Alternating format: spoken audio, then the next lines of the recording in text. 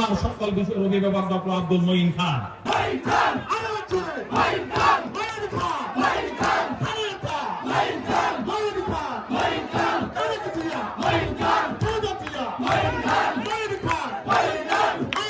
সহ বিশেষ করে আজকে অত্র এলাকার মা বোনেরা যারা জাতীয়তাবাদী দলের প্রাণ, বিএনপির প্রাণ, সেই মা বোনদেরকে সালাম জানিয়ে আমি একটি কথা বলে বক্তব্য শেষ করছি।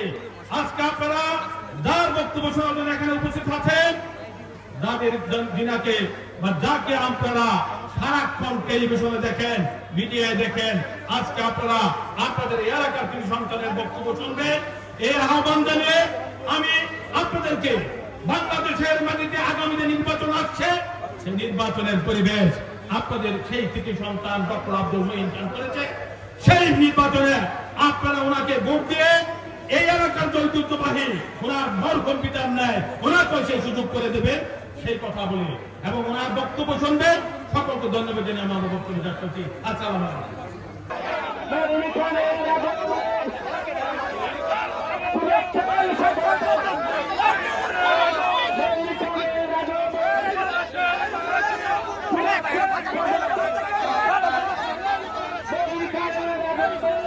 Thank you.